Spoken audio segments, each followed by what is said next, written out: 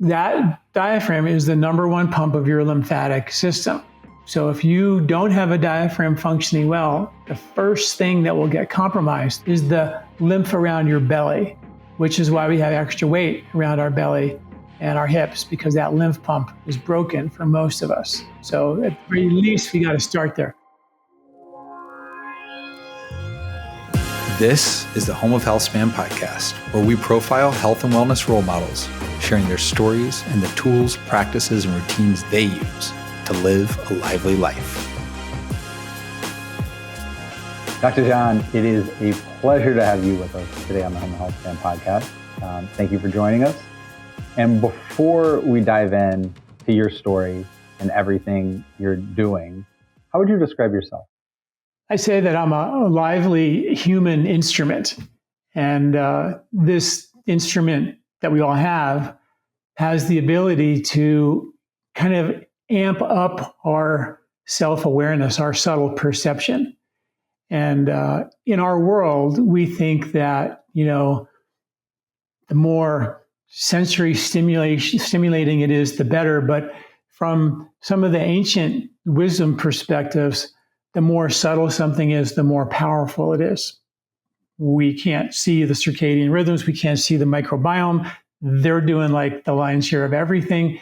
And we have what are called interoreceptors in our body, particularly in our diaphragm, that actually enhance self-awareness, that allow us to be more aware of the subtle. And even not only is that great for health and longevity, but it's also really critical for the thinning the veil between the physical and the spiritual, So what I love about ancient traditional wisdom, and particularly Ayurvedic medicine, is they understood that you got to fix the body, you got to fix the mind, and then you have the ability to be more self-aware, and then you have the ability to realize that, hey, guess what? I'm also spirit. I'm also a soul. I don't have to die to figure out that I'm actually a soul. We can actually have some of that awareness of the most subtle part of us while we're here. So that's what I love about the ancient wisdom. It's not just, oh, you have heartburn, let's just fix that. Let's get rid of your blood pressure. Let's actually fix this mind, which is a big problem these days. Fix this body, which is broken down because of the mind. And then it just affects our self-awareness. We just have none. We're so dependent on our happiness from the outside world. And if we don't have something happening out there, we get sad. Well, there's a wealth of joy and loving and kindness for no reason waiting for us on the inside. And that's the beauty of these traditional systems, been around for thousands of years. They really did have it locked in where we're just like, oh, here's the cholesterol medication, I might go on a very personal journey on this conversation, Dr. John. I'm curious, this is something I've been playing with a lot. You're saying we think the more sensory, the more we intake, the bigger the impact, the better. But it's often the more subtle. And maybe the why doesn't matter, but I am curious, the more noise that we have, right, in society, you didn't have videos before where you could access infinite different people talking about different things, and much less pre-YouTube, just all the content you could read on the internet constantly, and the TVs and radios, and all of this that we're consuming, taking in, does it make it ever harder for us to even notice and hear those subtle signs? Like how do we get back to quieting some of the noise from the outside to be able to tap into those subtle noises, rhythms, vibrations? You think as an instrument, like it's playing a song, but we can't hear it all the time. Yeah, I mean, that's really the massive, major problem in our culture. I wrote an article recently about this exact thing. We have metabolic syndrome, which is the epidemic of our time: high blood sugar, high blood pressure, high cholesterol, extra weight around your belly, all these metabolic syndrome issues. And we have pills for all of them. But when you actually look at the research, every one of those are directly linked and caused by stress. So, then you look at, take, for example, if you're going, constantly doing this, constantly going 90 miles an hour faster than any of our ancestors ever did, just overstimulated, the body's under a chronic underlying emergency threat. It's like there's a little bear chasing you 24/7, but you're just, staying just far enough away to stay alive, but it's there all the time. And if you're under a chronic stress all day long, your body's going to put more cholesterol into your blood to make more stress hormone, which is what it's made of, to help you get up that tree faster. It's going to raise your blood pressure because you climb that tree faster with higher blood pressure. It's going to put more sugar into your blood because that sugar is going to get you up that tree faster as well. And any reserve fuel it can find is going to put under the mattress stored as reserve fuel as fat, mostly and first and foremost around your belly and hips. So it's logical, right, that that's really the problem. And from there, we have to look at, well, what treats stress? Well, then you look at meditation and prayer.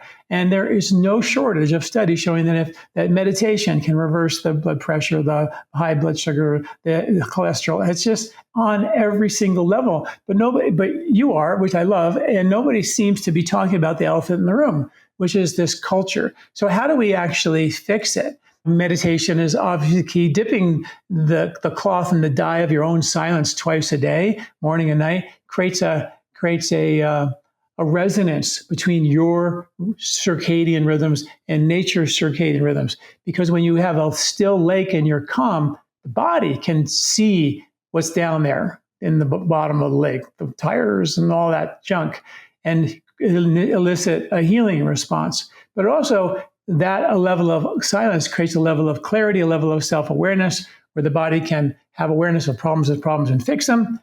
But it also has the self-awareness that we begin to have that this crazy lifestyle is not good for me. Like, that's the first level of awareness we have to have, is like, wait, I got to stop. I got to turn down the volume. I got to find myself. I got to be in nature and just, go off the grid. Real quick, they did a study with here in Boulder, Colorado, CU Boulder. They did two of them. One was they took healthy Boulder, Colorado types, and they said they measured their circadian rhythms, their cortisol, their melatonin, and they were completely out of whack, dysfunctional.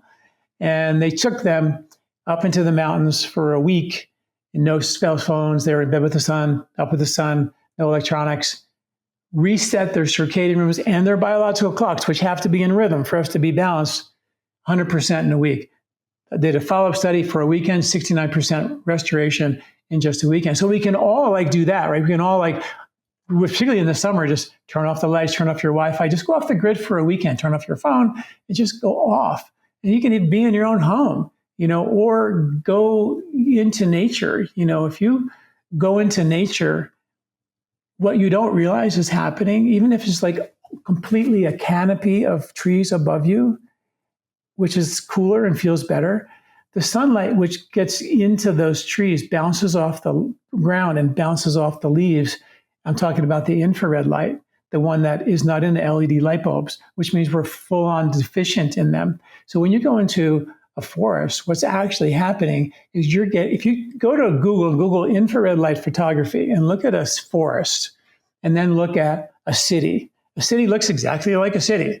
You go into a forest with an infrared light camera, the difference is it looks like an explosion of white light. So all that infrared light is so amped up, like it's multiplied its intensity because it's bouncing off all the leaves and you're just sitting there getting blasted everywhere, up, down, inside your shirt. All around. You can't not be in it. And that is so healing for us because we're so deficient.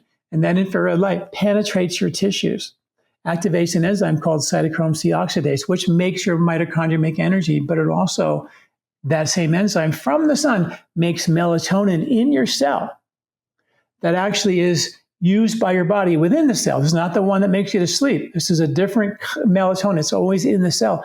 It cleans up all the free radical damage from energy production, which is one of the major factors of unnecessary aging factors, is we can't get rid of the DNA damage waste products fast enough. Well, the sun, the infrared light, will actually provide the energy and the melatonin to clean up all that damage to keep you alive a whole lot longer.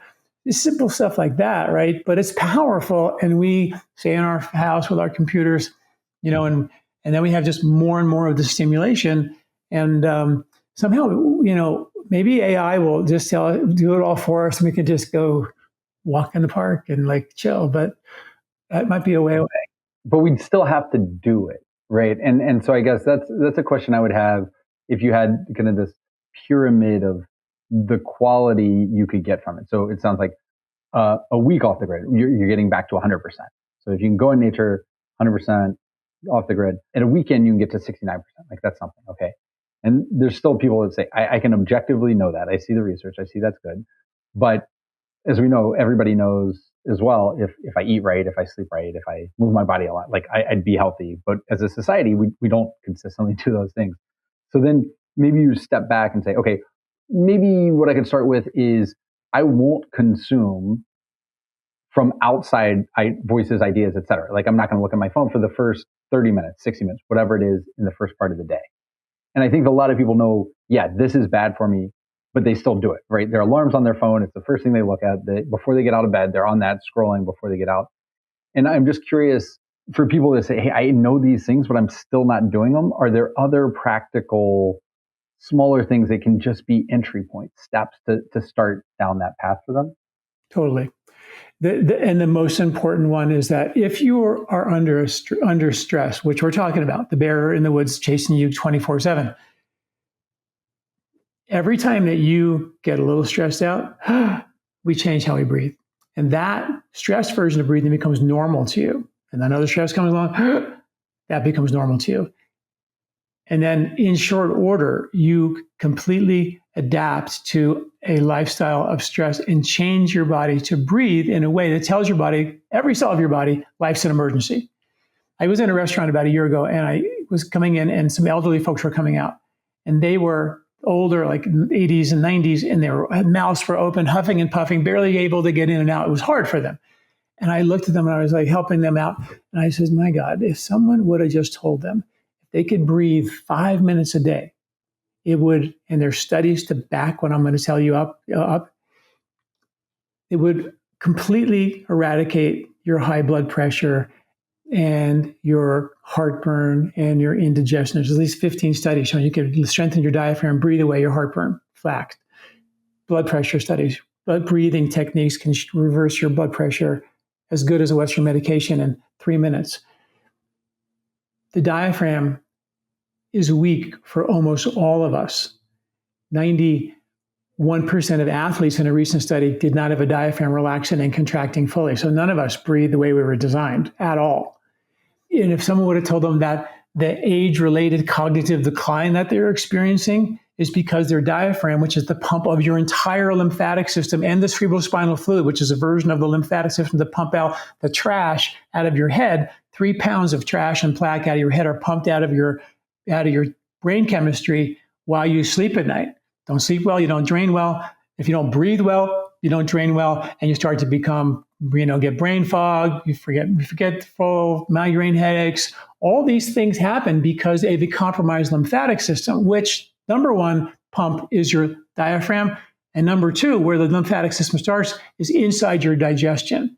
And the other piece of the puzzle, everybody just bubble wrapping their diet, saying, oh, you know what? I don't like wheat, dairy, nuts, seeds, grains, legumes, nightshades, oxalates, goitrogens, phytic acids. Let's get rid of all that stuff and eat meat and vegetables because I can digest that. Those harder to digest foods that we've been eating for millions of years as human beings, at least 300,000 years, let's say, but they did find gluten in the teeth of ancient, hominids 3.2 million years ago. So they've been eating that. We know that for a fact. So when you just take the food out of your diet, you are bubble wrapping it, fixing the symptom of weak digestion without fixing the cause. And those foods have what are called the hormesis effect. They're a little bit of irritants that irritate the gut lining just enough to create something called gut immunity. And if you don't have those irritants, there's no reason for gut immunity, and you see severe compromise. There was a study done where people who, let's just say wheat, for example, if you eat wheat, people who ate wheat, people who didn't eat wheat, they were gluten-free, but they didn't have to be. They weren't celiac. The people who ate wheat had 4 times less mercury in their blood than the gluten-free, but didn't have to be, folks. Significantly more good bugs, less bad bugs, and more killer T cells than the people who were gluten-free and didn't have to be. And I think the one that just locks it in for me is the Amish kid research. The Amish kids have the lowest rates of asthma on the planet. their genetic cousins that came from the same valley in Switzerland came to America and became sterile farmers. And they have their kids have the highest rates of asthma on the planet.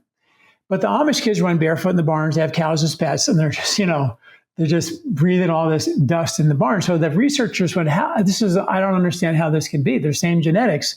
One has the highest, one has the lowest in the country. And they basically measured the dust in the barn that the Amish kids were breathing on a regular basis.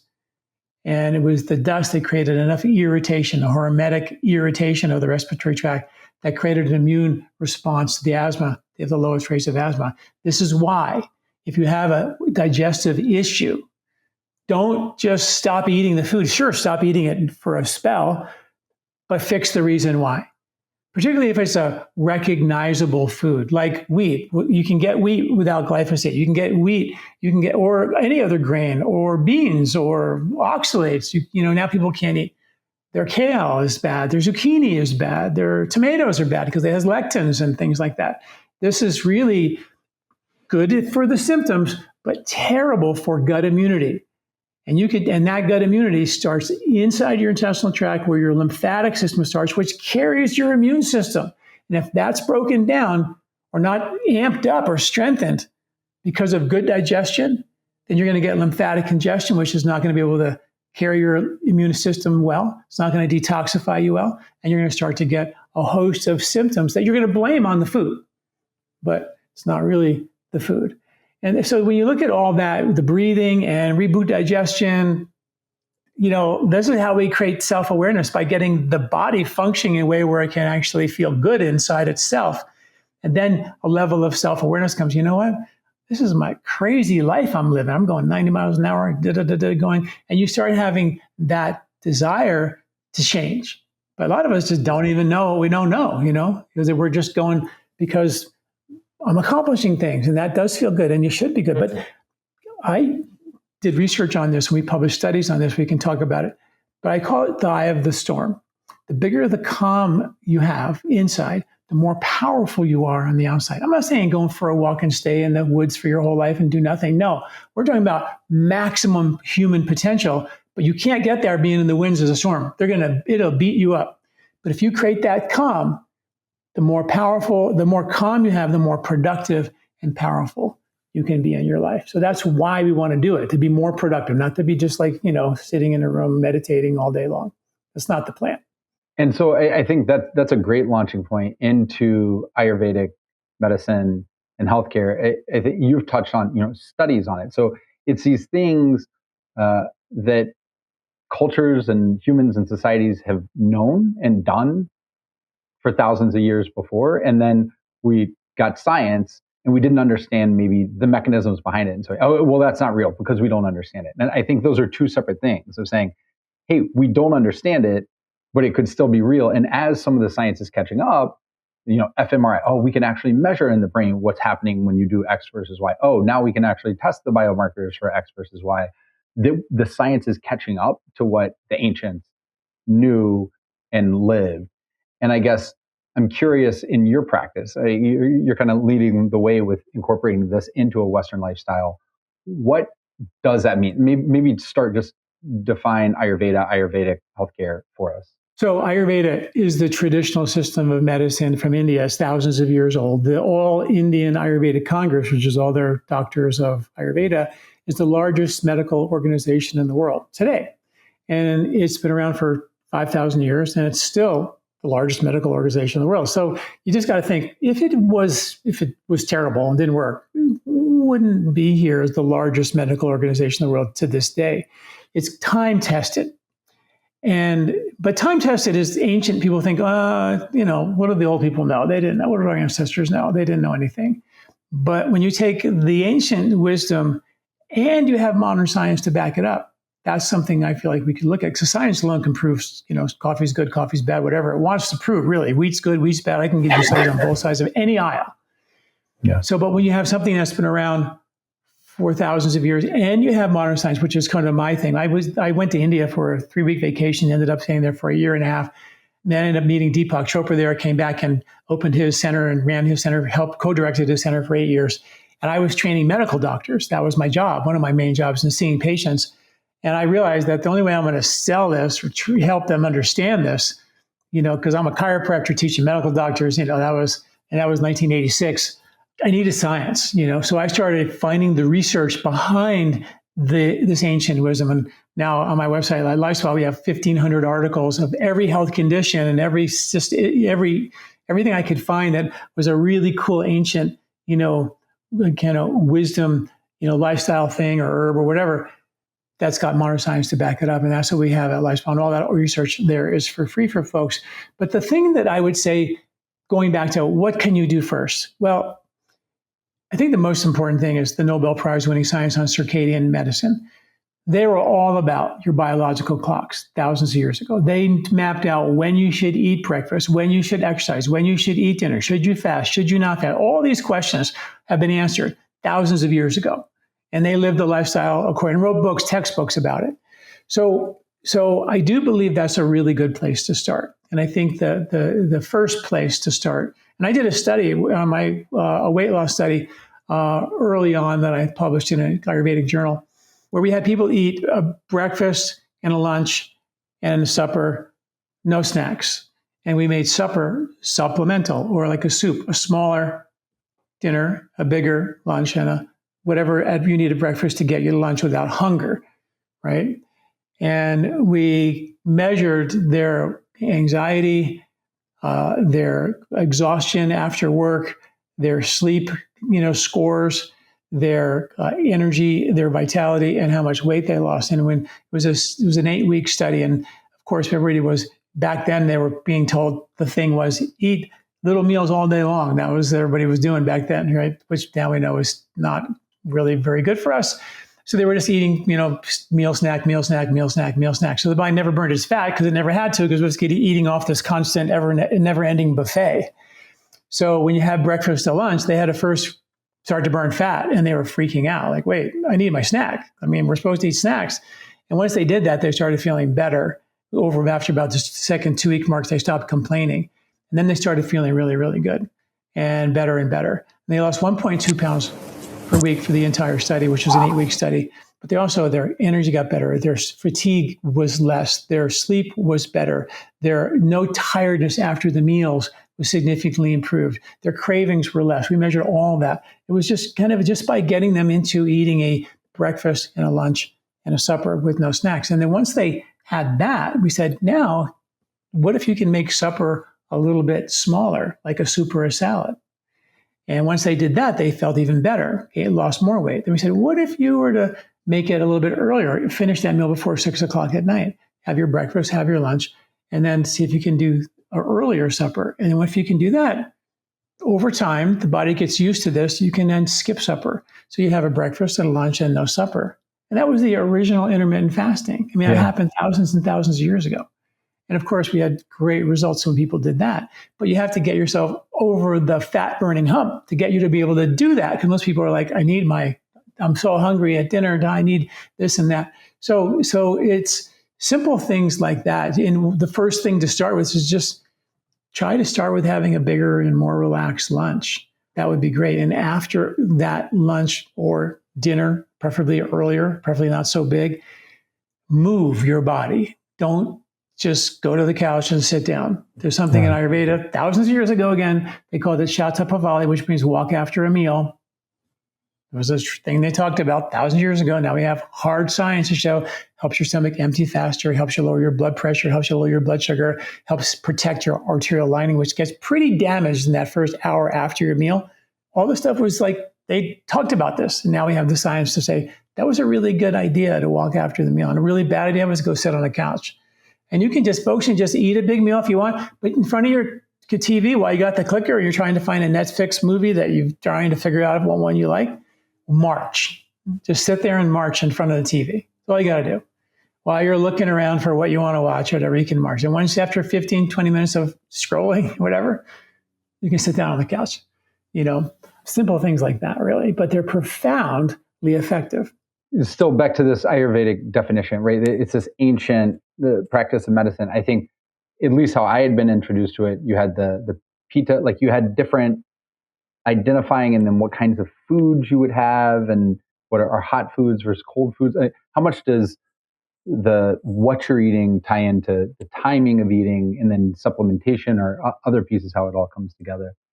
Yeah, well, the how, when, what, and even where you eat really does matter. In Ayurvedic medicine, Ayur means life, Veda means science, so it's science of life. And it really understood seasons and rhythms big time. Like they understood that we should eat nuts and seeds in the winter, like the squirrels do. And we should eat fruits in the end of the summer, just like every other mammal or critter does, that we are seasonal circadian beings and we should act like them. And now we have Nobel Prize winning science that says if you go against that grain, you're going to pay a price, big price. And then they also said what we are intimately connected to those cycles in nature. Like there's summer, it's hot. We all know people who are hot all the time, who never wear a jacket, throwing off the covers all the time. Maybe your spouse or partner is that person throwing off the covers. That's a person who has a lot of heat constitutionally. They have more summer qualities inside of them, right? We call that pitta. And then there's the folks who are cold all the time and they are putting on the blankets and putting on hats and stuff. And they have more winter qualities inside of them, right? Simple. And we call that vata, which means air. Pitta means fire. Those are the words, right? But when you have more air or vata in your natural constitution, you're going to be cold, you're going to be dry like winter. But nature had a plan. And the plan was, I know it's cold and dry. I know some people have a lot of this vata constitution. And what was good about that? The vatas were highly self-aware. Pittas were fiery, competitive driven. They wanted to build a bigger cave. They were never satisfied, right? But the winter vata body types had sensitivity. They're the ones who drew all the cave, the rock art and the hieroglyphics and all that. That was the vata. They were the scouts who would be out there and they could sense danger around. They could feel everything, had a lot of radar. And people like that who are very sensitive to everything. And that's them. But nature said, I got a plan for you guys. In that plan, I'm going to give you a harvest of nuts and seeds and grains, which have a lot of fat and fiber in it. And, if you're going to have the hunting in the winter, to eat more of those proteins and fats and insulate yourself from the coldness of dryness of winter, because you're a cold person in a cold place, like wherever, Vermont, and you're eating cold ice blueberry smoothies. Like, no, that's not what nature had in mind. The nature provided the antidote to the extreme of each season, so we thrive. In the summer, when you're a hot body type, nature provided fruits and vegetables to cool down your system. Now, everybody should eat with the season, but once you know your type, and you can we have a free body type questionnaire and just answer a bunch of questions, tells you what your body type is. And it's cool to know, oh my God, that's why I'm a little bit anxious. And that's why I get heartburn. That's why I get angry easily. Or if you're the spring body type, which is this type that is like, think about the spring, right? You go for a walk in the spring, you're going to get mud on your feet. Right? The earth holds on to more water in the spring to germinate seeds. We hold on to more water in the spring. The people who have more, we call kapha, think of cough or congestion, they hold on to more mucus, more water. They are going to be heavier, set maybe, easier going, calm. They're going to be a heavier, calm, easygoing constitution. Now, their body type is congested. And what does nature provide in the spring as the harvest? Well, there's no pasta. There's no pizza. It's a no-carb time of the year. It's roots and vegetables that clean and scrub the mucus off your villi of your intestinal tract and reset your whole intestinal microbiome. So we have grocery lists, which to make this really simple, we have grocery lists you can get on our site, which this is like a summer grocery list. And all you do is print it out for free. I wrote a book on this called The 3-Season Diet, which was like, there's 3 seasons that we harvest, that we eat from. One season is resting, the dormant season in nature. Nature is always full of cycles of rest and activity. So you have a spring harvest, summer harvest, fall harvest for winter eating. So this is the summer list. You circle the foods on this that you like, whatever you like, a whole bunch of them. And then just give yourself permission to eat more of those foods. That's it. And the ones with the asterisks are the superfoods for that season. When the seasons change, take out the winter grocery list and do the same.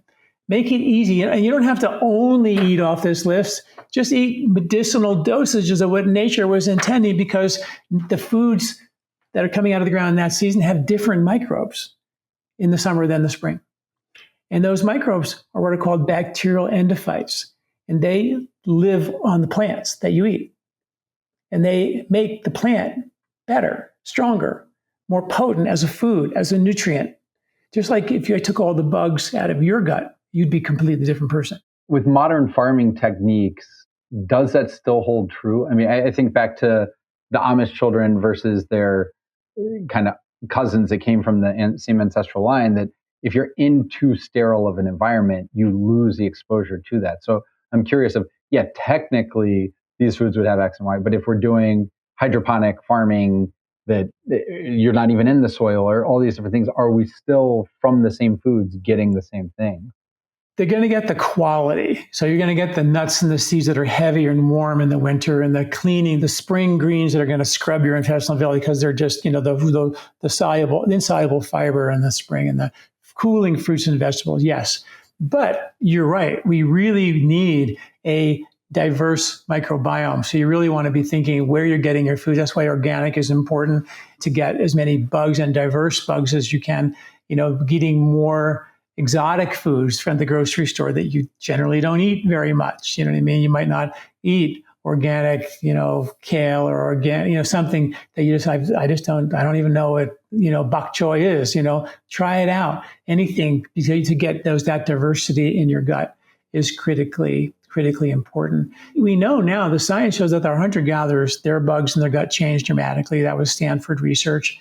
We also know that the bugs in the spring are predominantly actinobacteria, which are good for fat and fiber and for energy. And then in the summer, our hunter-gatherers had more bacteroidetes, which are for sugar and carbohydrates and starches. So our fuel supply was supposed to change. In the spring, it was burn your fat, be more ketogenic, burning your own fat, right? Because there's no carbs. It's a no-carb time of the year. It doesn't exist in the spring. And then in the summer, you actually then change your fuel supply to be more starch-based. Starches aren't, public enemy. Number one, they're actually part of the annual nutritional cycle, which really takes a year to complete. Yeah. So we've talked about our breath and coming back into that, and it getting off kilter and the work that could be done there. We've talked about circadian rhythms and getting in tune with the cycles of the seasons, plants. We talked about the fuel that we consume, the food. Something you've brought up a couple different times that maybe we're digging a little deeper on is the lymphatic system, the role that plays, and how we're able to influence that, or how without us trying to influence, some things may go awry. Can you say a little more about that? There was a study done that showed that if you don't break down your protein and your fat completely, so your proteins are your nuts, your seeds, your lectins, all these things that we're being told don't eat: beans, nuts, seeds, grains, all that. If you don't break them down properly, they're going to go, and the fats, which are the environmental pollutants, which we dump, according to the EPA, 70 million tons of chemicals in our atmosphere every year, which filter down on the food we eat. We have to end up digesting it and detoxifying it. Our digestive system is not just digest, it's detox. It's designed to get rid of the toxins as well as designed to take the good stuff in. So it's very complicated. So when you don't digest those proteins and fats completely, the study, and I'm quoting it now, those proteins and fats will be incompletely digested and broken down, and they'll be too large to get into the bloodstream and nourish you. They will get uptaken into the garbage can, which is the body's collecting ducts for the lymphatic system. Your lymph is the trash removing system, the immune carrying system, the delivery of good fat for energy system. So if you're tired, feel toxic, or have compromised immunity, which we didn't do a great job with COVID, then there may be lymphatic issues there. And so that's how the lymphatic system gets congested, from a broken down upper digestion. And when that lymph gets congested, it can make you tired, lethargic. Your skin can break out, get rashes. You can get brain fog, headaches, migraine headaches. You can get extra weight around your belly, and that's where it starts, is around your belly. Then it goes out through your skin, into your brain. This lymphatic system is unspoken in medical practice, but it's well researched in the journals, which never makes it to medical practice. That's the sad thing. And in Ayurvedic medicine, the lymphatic system was the system called rasa. And the study of rasa, lymph, was called rasayana. And that was one of the 8 major branches of Ayurveda, which was the study of longevity. So the study of lymph was a study of longevity, which means how well is your immune system being carried through your system? How well are you getting rid of the trash? That has a lot to do with your longevity, right? And if that's not working well, you got to pay a price. So if people can go on my website and type in a lymph quiz, and it'll actually ask you a whole bunch of questions like, do you have all these, symptoms? And it'll give you an answer as to whether you have a lymphatic issue. You also have something called the digestive health quiz, and you can go through every aspect of your digestion and find out where your digestion is broken if you have a problem with this or that food. And then you can kind of begin to use herbs and lifestyle and diet and foods to restore function, as opposed to just, take another pill to eradicate a symptom, or dramatically bubble wrapping your diet, where then now you end up with, less and less foods that you can actually eat and feel good eating. Yeah. And just LifeSpa.com, you reference it quickly. We'll put it in the show notes, but we've referenced it a few times. Tons of incredible resources. I know I'm going to be doing a lot of these quizzes coming out of this, but LifeSpa.com for anyone curious. So these are ways we can identify problems. What are some actions people can take if we could go through each of them? So on the breath work, what is an action or practice people would do on that? On circadian rhythm, we talked about getting into nature. On some of the diet thing, eating in tune with the season. And then on the lymphatic side, like what to get that system flowing better, what can we do? Let's do the breath first, okay? Yeah. I'll give you some very simple actions. Like I said, with those elderly folks, 5 minutes a day, okay? And I'm going to give you that right now, okay? So first of all, you should know the ribcage job in life is one thing: squeeze all the air out. That's its job. And the only reason why the ribcage would ever open is because your diaphragm contracted. But if it doesn't contract fully to open the ribcage, suck air in, it's just the ribcage over time is going to win the war. And you're going to have to start to breathe more shallow, and you're going to start to take a more shallow breath. Your mouth at some point is going to drop open, and you're going to be, and that's a bad sign, right? That means that you've lost respiratory capacity and efficiency. So what do we do to fix that? Well, we want to strengthen that. So this is an exercise, and I wrote an article called The Best Diaphragmatic Breathing Exercises. It's free. There's 3 instructional videos there. You can go deeper if you want. But here it is, super simple. I call this calisthenics for the diaphragm. This is not how I want you to breathe, but I want your rib cage to be freed up from your diaphragm, because right now the rib cage is tight, diaphragm's tight. And as I'm sitting here talking, I might be leaning a little forward. And as I do that in a couch or in front of my computer or in my car, my rib cage is pushing my diaphragm down into a pre-contracted position. So it can't fully contract and therefore fully relax. So over time, we're just doomed. And that's why 91% of athletes did not have a diaphragm relaxing and contracting fully, according to a recent study.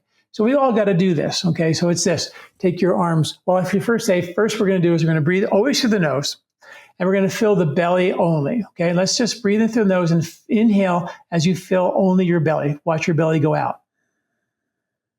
Now, as you continue to inhale, fill your chest. As you continue to inhale, fill your upper chest. And then out. Now let's do that a little bit deeper. Let's fill the belly all the way first. All the way. Now your chest all the way. All the way. Now your upper chest all the way. And out. This is a pranayama breathing technique called Durga Pranayama. It's been around for thousands of years. Super simple. It's slow. Now we're going to put that into action. We're going to take our arms up over the head. The rib cage is going to go up, but we're going to breathe through that same breath where the diaphragm is going to be going down. So we're going to pull all the adhesions and tension around your rib cage and diaphragm by doing this. So you're going to reach for the sky, fill your belly only, all the way. Now your chest only. Now your upper chest. And as you reach, sip in as much air as you can, and reach as high as you can, and sip the last bit of air in through your nose. As you take that maximal in, you can feel a pull into your rib cage, and then breathe out. Let's try that again. Arms go over the head, top of the head. Fill your belly, your chest, upper chest. Now sip the air in and reach, up. and you should feel a big pull under your diaphragm. Then you're going to do, so you do that 10 times, then you do over to the side, you're going to do 10, and you're going to feel a pull here. And you feel your belly, chest, upper chest. And then as you breathe out, you can go all the way to the other side, squeeze the air out. All the air out, all of it out, all of it out. You do 10 that way, and then 10 this way. Feel the pull over here. Breathe in, belly, chest, upper chest. And then all the way out. Squeeze every last bit of air out. Contract the abdomen, get rid of it all. And do 10. 10 straight up, left, 10 to the left, and 10 to the right. And that is what I just call calisthenics for the diaphragm. There's many more breathing techniques that are more refined for different, can do like heartburn ones and, blood pressure techniques and things. But that's a really good one to start with, just to do the calisthenics to get the ribcage and diaphragm freed up from each other. And you can do that in front of your computer. It just feels so good. It's like a dog stretching. You watch them, they go like that and they make a big yawn. I mean, they're doing that. And getting that breath work tied up and everything, does that then have this compounding effect of that plays a role in the lymphatic system and what you can do? Or are these? That diaphragm is the number one pump of your lymphatic system. So if you don't have a diaphragm functioning well, the first thing that will get compromised, and this is according to the science, is the lymph around your belly, which is why we have extra weight around our belly and our hips, because that lymph pump is broken for most of us. So at the very least, we got to start there. So we're storing trash in that area effectively because our pump's not working properly. Yeah, undigested protein and fat will find its way into the fat as sort of reserve fuels deposit because it wasn't processed properly. Yeah, Dr. John, this has been fantastic. I know we are just touching the tip of the iceberg. LifeSpa.com is a wealth of information. So much you can do there. Besides the website, you have a number of books you reference. Some of them, you worked with some of the biggest names out there in all different areas, as well as in the MBA, but also not just Deepak Chopra. I know James Nestor, his book, I took a lot from that, and many, many others, Ben Greenfield and others. Before we sign off, is there anything you want to share with our listeners, other places to find you other than lifespa.com or anything you want them to know? I'm on all the social channels. I usually just do little 1-minute shorts with some really cool snippet of research. But the idea there is that if you want to dig deeper and learn more, we have a library of free information. And all of the knowledge on our website is free. Support 1,500 articles, ancient wisdom, modern science, really well referenced. So you can kind of bank that what you're reading is real, as opposed to lots of things that people say things, you don't know if it's true. And in 3, 4, 5, 6 months, they find out it wasn't such a good idea. That's what I love about time-tested wisdom. It doesn't usually change at all. It hasn't changed in a couple of thousand years, probably not going to change in 6 months.